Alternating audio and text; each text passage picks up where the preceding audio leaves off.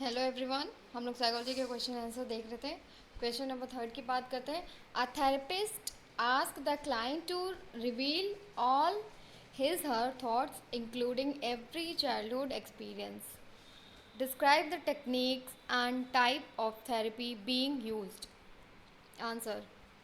Psychoanalysis is a method of treatment of neurotic patients which emphasized the thoughts and experience of childhood. It was developed by Dr. Sigmund Freud. The whole modality of treatment occurs in three phases. Initial phase. The client becomes making clients familiar with the routines. Establishment of therapeutic relationship with the analyst. Relief with the process of recollecting the superficial materials from the unconscious about the past and the present troublesome events. Middle phase.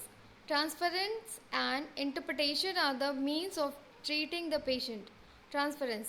The clients start identifying positively or negatively to the therapist with other significant people, often with father and mother in his childhood. Parent-child relationships are often replayed in this way. The therapist may be seen as the punitive father, as a negligent mother, or vice versa. The therapist maintains a non judgmental yet permissive attitude towards the client and overcomes the resistance showed by the client. The whole process is known as transference. When the therapist becomes a substitute for the clients in the present is known as transference neurosis. Stage of transference neurosis. In the process of transference, the client acts out his or her frustration, anger, fear, and depression that he/she carried toward that person in the past, but could not express at the time. The therapist becomes a substitute for that person in the present. This substitution, which is known as transference neurosis, is helpful in making the therapist aware of the nature of intrapsychic conflict suffered by the client. The transference neurosis may develop in two forms. Positive transference. Here the client may fall in love with the therapist and seek the therapist's approval. Negative transference. When the client develops feeling of hostility, anger, and resentment towards the therapist. Stage of resistance. During the process of transference, an individual may develop resistance.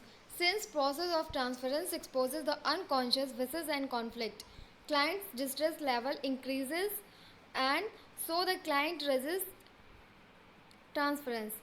Conscious resistance. It is present when the client intentionally hides some information.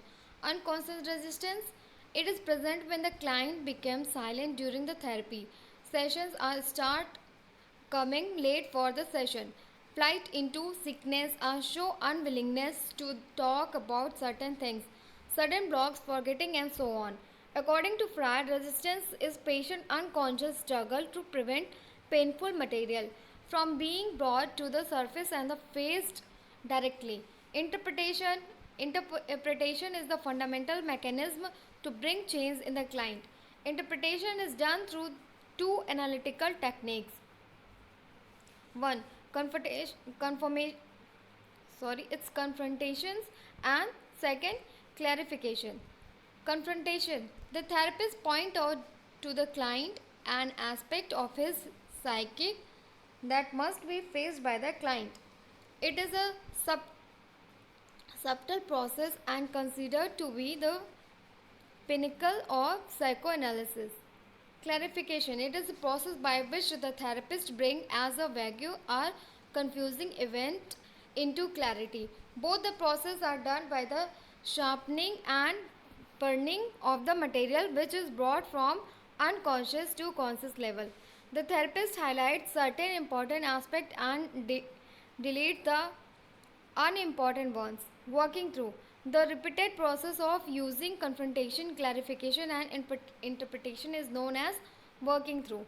This process helps the patient to understand himself and the source of the problem. It integrates the uncovered material into his ego. Insight. The end of product of working through is insight. It is gradual process wherein the unconscious memories are again and again integrated into conscious awareness. As this process continues, the client starts to understand himself better at intellectual and emotional level and gains insight into his her conflicts and problems. The insight is of two types. Intellectual insight.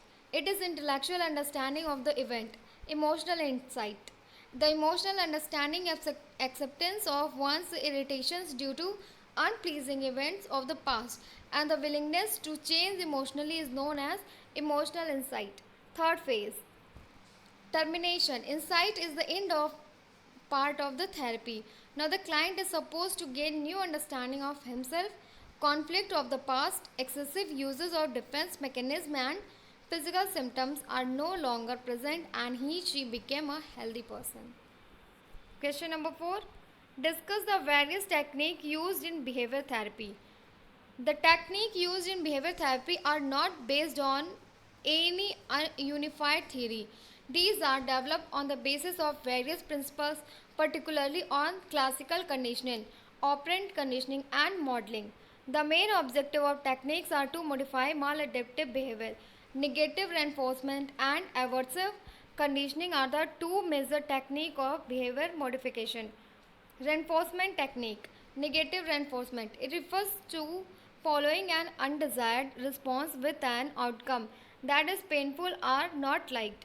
For example, a mother may cover her son's thumb with a bitter neem paste so that he should not develop habit of thumb sucking.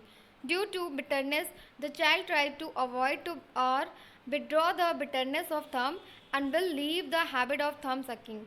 Aversive conditioning. It is stabilizing a relationship between undesirable behavior and aversive consequences.